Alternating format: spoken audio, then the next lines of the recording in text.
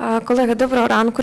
Morning, colleagues. We begin our working day, and they will have a press briefing of spokesperson of ATO, Leonid Matyukhin. He will be on Skype with us, and also acting spokesperson of Minister of Defense, Vladyslav Seleznyov. Please. Thank you. Morning, dear colleagues. Happy to see you at the briefing. So, I wanted to inform you about the following. The Minister of Defense of Ukraine, General Colonel Mr. Poltorak, participated in this and given humanitarian assistance from Government of Canada. The event took place on the base of RIA base with the participation of the Canadian Ambassador Roman Vasyuk. Honorable guests tested the quality of this clothing and footwear Canadian provided to Ukrainian Armed Forces. About 70,000 of footwear, warm footwear, and 30,000 uniforms. Military clothing and footwear came from Canada in several stages, in several parts. The part of was provided to Ukrainian militarymen who are in ATO area. Other part, they are planning to distribute among citizens who will be mobilized during the fourth wave. General Colonel Poltorak thanked the partners for assistance and for the supplies to Ukrainian military forces. He asked the ambassador of Canada in Ukraine. He gave a letter.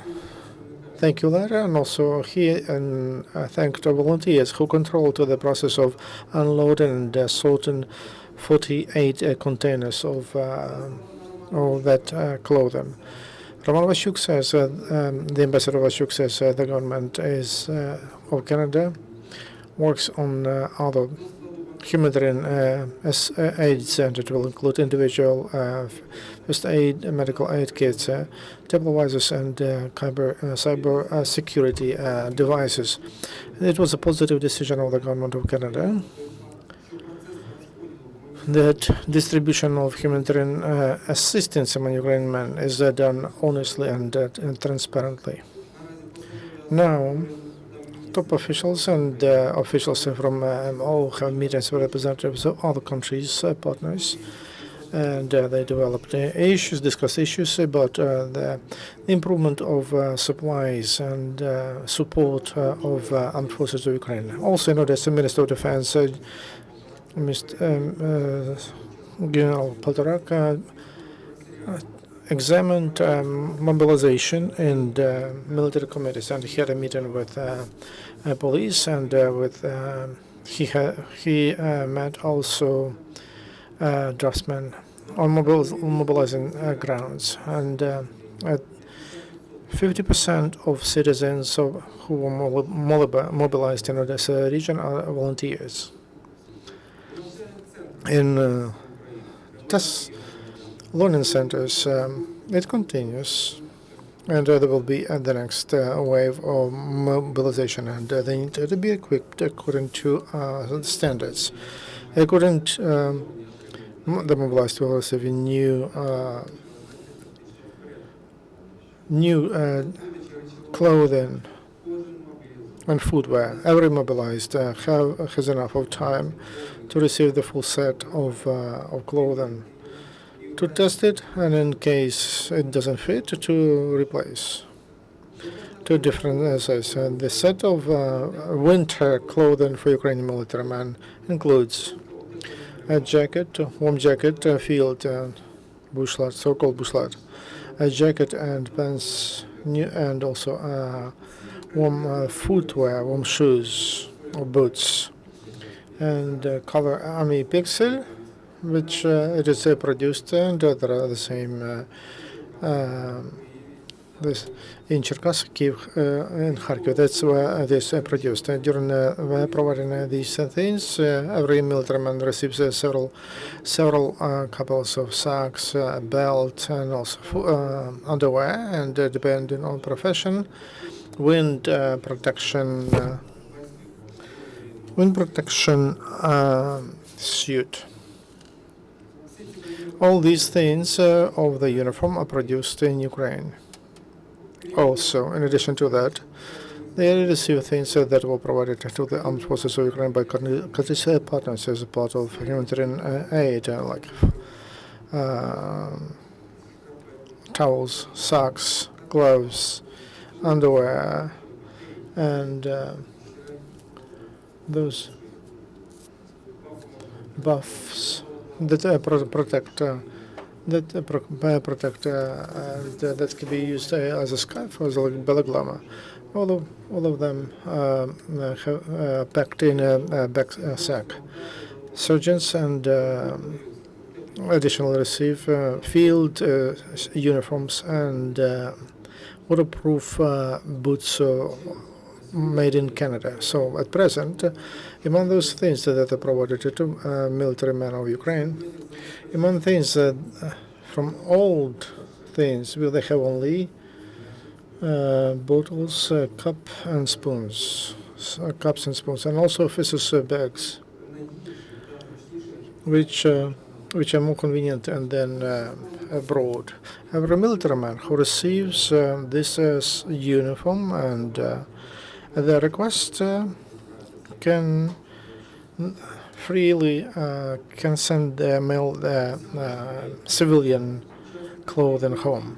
About 6,912 military men received the status of ATO participants.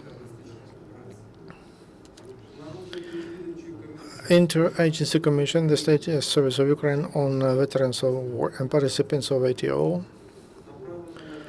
They received materials for 575 military men to give them the status of ATO participant. Interagency Commission, the State Service on Veterans or an anti-terrorist operation, they have materials for 1,076 military men. It is prepared. There are documents to award for for 21 participants of ATO. Materials. Those brief news from the Minister of Defense and during the previous day. I give the floor to Captain Second Rank Leonid Matyukhin, who is the spokesperson of ATO, who will inform me about the last events in ATO area. Leonid, morning. What can you tell us about the last day in ATO area? During the night, terrorists didn't stop shelling upon our positions and upon towns. This time they focused on the Luhansk direction. Reactive system Grads, they used three times to shell Верхнюю Верху and Artem and Shazam. Крымский, Сокольники, Верхняя Верхва and Trkhizbenka was shelled upon by mortars from artillery. The enemy shelled upon Stanitsa Luhanska, while there was also a fight between ATO and militants. As a result, militants had losses and pulled back. From artillery and mortars, bandits shelled upon Trkhizbenka in the next direction. From grid system, they shelled upon Novelsk and Vodina. Mortars used upon Krasnohorivka and Piski. Practically, they didn't stop shelling upon Tonenke. 4 times they shelled upon it, and Piski, Vodina, and Novelsk were shelled upon also. Also, they shelled upon Verkhny Turetsk. On the Debaltsevo direction, the usual grenade launch, they shelled upon our positions near Novorodsk with mortars, and they shelled upon Debaltsevo, and small arms were used in Novogrivka. Neglecting any rules of combat, militants were shelling upon towns where civilians live. Great systems of terrorists shelled upon Piski, and they don't stop shelling upon that town. Also, they shelled upon Granitna, because using that Ukrainian military men don't shell upon towns with civilians and terrorists during a shelling, again, placed the artillery, mortars, and grenade systems in those towns that are under their control. They did it before, they didn't do it now, and they will be doing that in the future. Thank you, Leonid. If you have information near Debaltsevo, do they continue evacuation of civilians, if you know about that? Yes. It will continue, but now it's more difficult because those periods when there is no ceasefire, we have less and less of that, and they were selling on the Debaltsevo all the time. They were all, as soon as there is a chance, our forces are trying to, militarymen are trying to evacuate people. Is there any question? No, we have no questions. Thank you very much. Leonid, take care. Talk to you tomorrow, Vladyslav. Thank you. The next briefing of Vladyslav Seleznyov, Leonid Matyukhin, traditional tomorrow at 9 o'clock. They will give you updates from, and also there will be update from Colonel Lysenko at 12:30. Thank you.